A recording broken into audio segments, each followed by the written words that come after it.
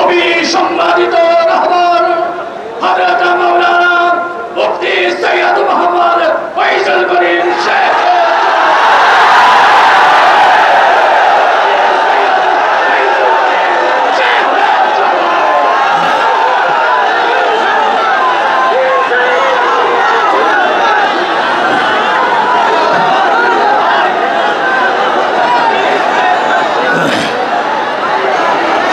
আসসালামু আলাইকুম ওয়া রাহমাতুল্লাহি ওয়া বারাকাতুহু।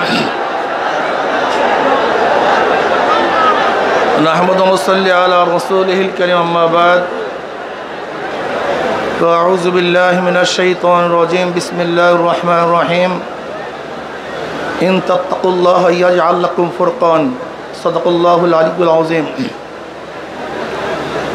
আমার গবেষণায় ঐক্য না হওয়ার একমাত্র কারণ হলো কলব। আমার গবেষণায় ভুল লাভ হতে পারে, নাও হতে পারে।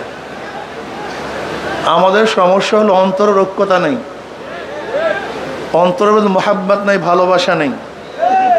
এই জন্য যতই ঐক্য করি না কেন ঠিক থাকে না। এই জন্য আমি মনে করি যে আমাদের কলবের ঐক্য যদি হয় তো সে ঐক্য ভাঙবে না। দেখেন, স্টেজ ফিটিং ঐক্যের কোনো মূল্য আমি কোনোদিনই দেই নাই, এর কোনো গুরুত্ব আমি মনে করি না। অনেকে দেখছি একসাথে বসলে খুব আনন্দিত হয়, এটাও দরকার আছে, খুব ভালো। কিন্তু লূত আলাইহিস সালাতু ওয়াস সালাম তার স্ত্রী একই বিছানায় ছিল, কিন্তু ঐক্য ছিল না। নবী নূহ আলাইহিস সালাতু ওয়াস সালাম তার সন্তান একই ঘরে ছিল, ঐক্য ছিল না। নবী ইব্রাহিম আলাইহিস সালাতু ওয়াস সালাম তার বাবা একই বাড়িতে বসবাস করতেন, ঐক্য ছিল না। কিন্তু নবী আলাইহিস সালাতু ওয়াস সালাম আর রস করুনি ভিন্ন জায়গায় ছিল, কিন্তু ঐক্য ছিল। আমি সেই ঐক্য চাই। আল মুমিনু কারো জন্য ওয়াহিদ। স্টেজে বসলাম, আনন্দ করলাম, ফুর্তি করলাম, বক্তব্য দিলাম, আপনারা খুশি হলেন, লাভালাভি করলেন, এরকম বহুত দেখেছি আমার এই ওই বয়সে। কিন্তু পরবর্তীতে কোনো সত্তা আমরাই সবচেয়ে বেশি বিরোধী হয়ে গেছি। তা আমরা কি পারি না কলবে ঐক্য হতে, ইসলাম হুকুমাত কায়েম করার জন্য ঐক্য হতে, নিজের সমস্ত স্বার্থকে জলাঞ্জলি দিতে, ইসলামের স্বার্থকে প্রাধান্য দিতে, ইসলাম হুকুমাতকে কায়েম করার জন্য কি চেষ্টা করতে পারি না? যদি আসল ইসলামী হুকুমাত কায়েম করতে চেষ্টাই করি, ঐক্যতাই চাই, তা ছাড় দিতে পারবো না কেন? কেন ছাড় দিতে পারবো না? এই প্রশ্নের জবাব দেন। যদি ইসলামী হুকুমতই চাই তাহলে আমি কেন ছাড় দিতে পারবো না? আমি এই স্টেজে বললাম, ইসলামী আন্দোলন বাংলাদেশ কোনো ভুল যদি থাকে আপনার ওলামায়ে কেরাম ধরিয়ে দিবেন। যদি মনে করেন এইটা বাদ দিতে হবে, সেইটা বাদ দিতে হবে, সেইটা বাদ দিতে হবে, বাদ দেবো। ঐক্য চাই, স্থায়ী ঐক্য চাই, বুনিয়ান ও মারসুসের ঐক্য চাই। স্টেজ ফিটের ঐক্য আমি কোনোদিনই পছন্দ করিনি, এর কোনো মূল্যই আমার কাছে নেই।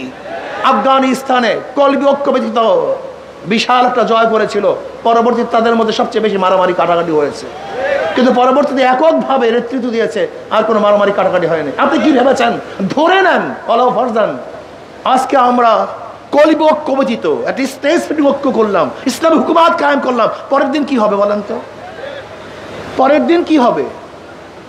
ভাই ভাবিয়া চিন্তা, তারপর আবেগে কাজ না করি, স্থায়ী ঐক্যর জন্য চেষ্টা করি। দেখেন, স্টেজ ফিটিং কথার মধ্যে অনেক স্বাদ আছে। ডায়াবেটিস রোগীর জন্য মিষ্টির মধ্যে বহু স্বাদ আছে, কিন্তু ভবিষ্যৎ কিন্তু ভালো না। তো স্টেজ ফিটিং ঐক্যের মধ্যে অনেক স্বাদ আছে, কিন্তু ভবিষ্যৎ আমি ভালো দেখি না। এটা প্রয়োজন নয় তা বলছি না, কিছু মনে করেন না। আজকে যারা আসছে আমি কমপক্ষে অনুরোধ করব, এই মাঠে এখানে আমরা ঐক্য হই, যে আমরা যত কিছু হোক না কেন এখানে যারা আছে এরা বিচ্ছিন্ন হব না। কমপক্ষে এইটা হই না, এখানে যারা আছি যাই হোক না কেন এরা বিচ্ছিন্ন হব না। আগে একটা ভিত্তি স্থাপন করেন, ভিত্তি বেশি কিছু হয় না।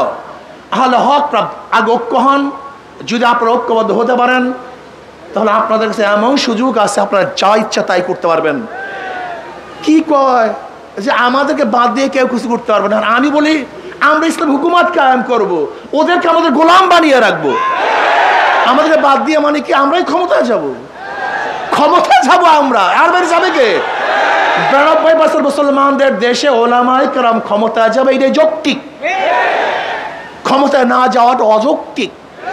কাজে আপনারা ঠিক থাকেন, এখানে যারা আসন ঐক্য হন। আমি চ্যালেঞ্জ দিলাম, ইনশাআল্লাহ ইসলাম হুকুমাত কায়েম হবে, এদেশে কলেমার পথ উড্ডয়ন হবে। আল্লাহ আমাকে আমাদের সবাইকে কলবে ঐক্য হওয়ার তৌফিক দান করেন।